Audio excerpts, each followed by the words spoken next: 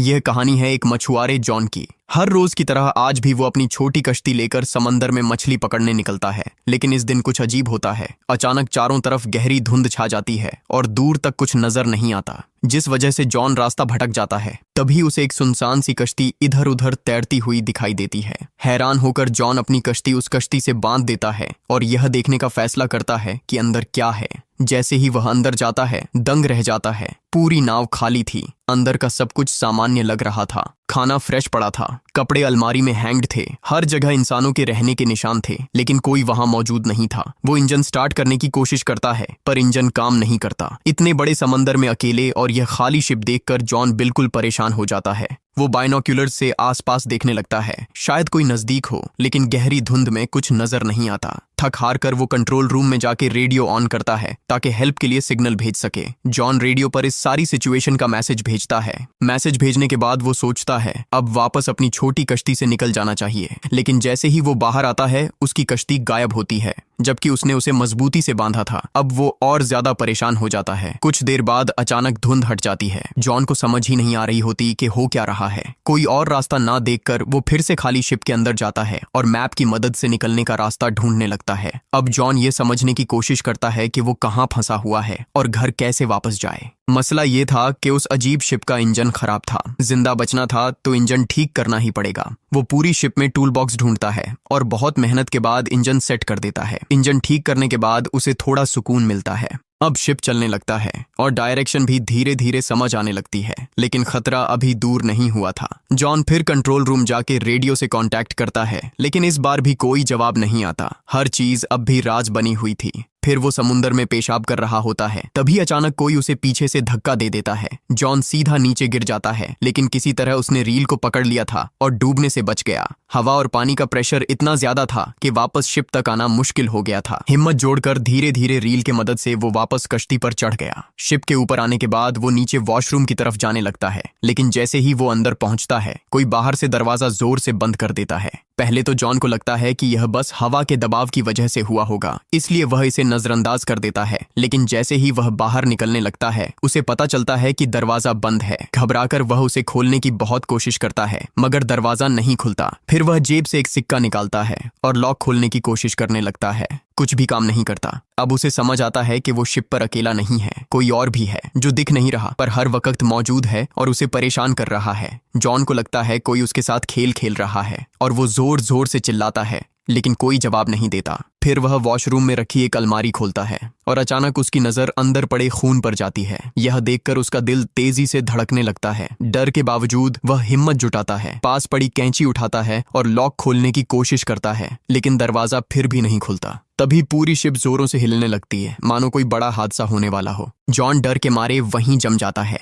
तभी उसकी नजर ऊपर एक छोटी सी खिड़की पर पड़ती है। वह कांपते हाथों से खिड़की के पास जाता है और बाहर झांकता है। दूर समुद्र में उसे एक विशाल कार्गो शिप दिखाई देती है, जो तेजी से उसकी दिशा में बढ़ रही है। कुछ ही पलों में उसे एहसास होता है कि वो बड़ी शिप सीधी उसकी कश्ती की तरफ आ रही है। अब जॉन के सामने सिर्फ एक ही लक्ष्य था, किसी भी तरह अपनी जान बचाना। उसने मदद के लिए सिग्नल देने का सोचा, लेकिन आसपास कुछ नहीं था। घबराहट में उसने तुरंत अपनी शर्ट उतारी और पूरी ताकत से हवा में लहराने लगा, उम्मीद में कि शायद कार्गो शिप पर कोई उसे देख ले, लेकिन किसी ने भी उसे नोटिस नहीं किया। अब जॉन की उम्मीदें टूटने लगीं। तभी उसकी नजर खिड़की के पास लटकी एक रस्सी पर पड़ी। एक पल के लिए वो ठिठका, फिर अचानक उसके दिमाग में एक विचार कौंधा। अगर वह इस रस्सी का इस्तेमाल करे तो शायद अपनी कश्ती को रोक सके। वो जल्दी से रस्सी बांधकर बाहर की तरफ फेंक देता है ताकि यह शिप के फैन में अटक जाए और स्पीड रुक जाए। पर सीन और खराब हो गया। रस्सी इंजन के फैन में फंस गई और उसके गले में अटक गई। जॉन की सांस रुकने लगती है। वो बिल्कुल मौत के करीब पहुंच जाता है, लेकिन वो हिम्मत से काम लेता है और एक टूल की मदद से वो अपना गला छुड़ा लेता है। रस्सी इंजन में फंस चुकी थी, जिससे शिप की स्पीड रुक गई,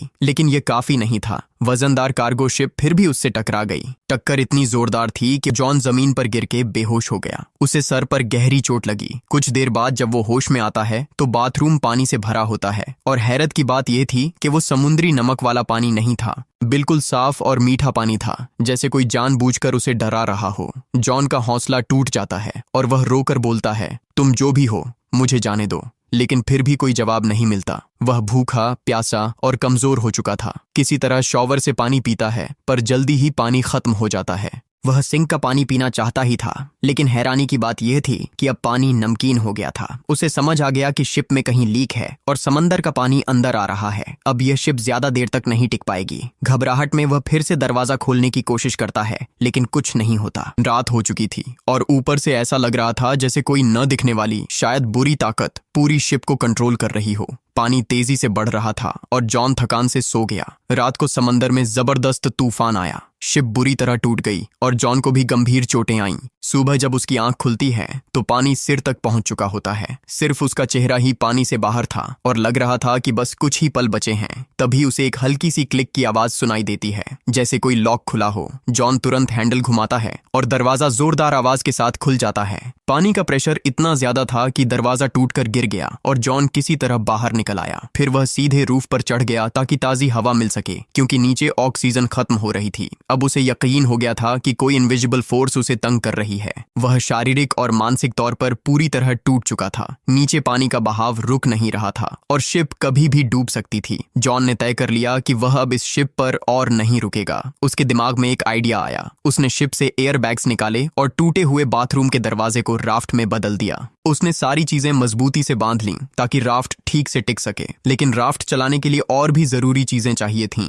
जॉन ने शिप से खाना, पानी और कुछ टूल्स इकट्ठा किए और पूरी तरह तैयार हो गया। फिर बिना पीछे देखे वह राफ्ट पर बैठकर धीरे धीरे आगे बढ़ने लगा। राफ्ट पर वो आगे जा रहा था और वहीं बड़ा शिप उसके सामने खड़ा था। घंटों गुजर गए, लेकिन वो ज्यादा दूर नहीं जा पाया और जो शिप 5 से 10 मिनट में डूबना चाहिए था वो अब भी ठीक ठाक फ्लोट कर रहा था। हर चीज वैसे की वैसे थी। तभी उसके दिमाग में यह ख्याल आया कि अगर यह शिप अब तक नहीं डूबी तो क्यों ना इसे ही ठीक करके चलाया जाए। यह सोचकर वह दोबारा शिप पर वापस चला गया। सबसे पहले उसने राफ्ट को रिपेयर किया, फिर पाइप और टूल्स की मदद से एक पंप बनाया ताकि शिप के अंदर जमा पानी निकाला जा सके। धीरे धीरे समुद्री पानी बाहर निकलता गया। उसने शिप की बाकी समस्याएं भी ठीक कर दीं, बाहर से भी रिपेयर किया ताकि आगे के सफर में कोई दिक्कत ना आए। काम खत्म करके उसने फिर रेडियो ट्राई किया, लेकिन फिर भी कोई जवाब नहीं मिला। थक हार कर उसने मैप निकाला और रास्ता समझने लगा। फिर उसने इंजन स्टार्ट किया, लेकिन शिप बिल्कुल हिल नहीं रही थी, जैसे कोई उसका मजाक उड़ा रहा हो। शिप पूरी तरह जाम हो चुकी थी। इस सोच ने उसे अंदर से तोड़ दिया। वो थक चुका था और उसकी उम्मीदें धीरे धीरे खत्म हो रही थीं। अचानक उसे दूर एक और शिप दिखाई दी।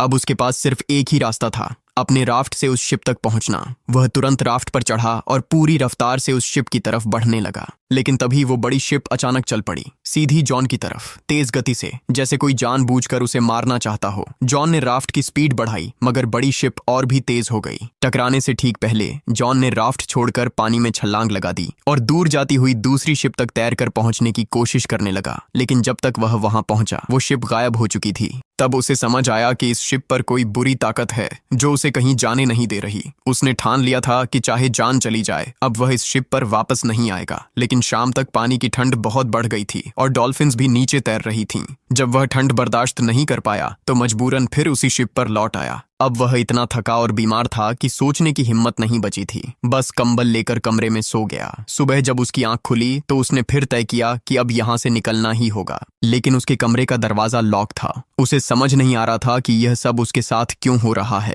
तभी उसकी नजर कमरे के एक छोटे कैबिन पर पड़ी। जैसे ही उसने कैबिन खोला, ऊपर जाने का रास्ता नजर आया, एक छोटी सी वेंटिलेशन जहां से वह बाहर निकल सकता था। वह उस कैबिन में घुस गया, जो एक तंग सा स्टोरेज एरिया था। हर बार जब वह वहां से ऊपर चढ़ने की कोशिश करता, फिसलकर नीचे गिर जाता। बार बार गिरने से उसका खून भी निकल आया, लेकिन उसने हार नहीं मानी और आखिरकार वह ऊपर तक पहुंच गया। उसने वेंट की खिड़की खोलने की कोशिश की, पर ऐसा लग रहा था जैसे किसी ने जानबूझकर उसे सील कर रखा हो। वहां की ऑक्सीजन भी खत्म हो रही थी और नीचे का दरवाजा भी बंद हो चुका था। अब वापस जाना मुमकिन नहीं था। उसने सोचा शायद यही उसका अंतिम वक्त है। तभी फिर वही अजीब सी क्लिक की आवाज आई और उसी क्लिक के साथ वेंट की खिड़की खुल गई। जॉन ने बिना समय गंवाए बाहर छलांग लगा दी। जैसे ही वह बाहर निकला, उसने देखा कि शिप एक छोटे से आइलैंड की तरफ बढ़ रही है। उसे लगा अब शायद इस डरावनी कश्ती से छुटकारा मिल जाएगा। जैसे ही शिप किनारे लगी, वह तुरंत नीचे उतर गया। उसका अंदाजा था कि इस आइलैंड पर कोई तो जरूर होगा जो यह सब कर रहा है। गुस्से में उसने एक लकड़ी उठाई और आइलैंड में तलाश शुरू की,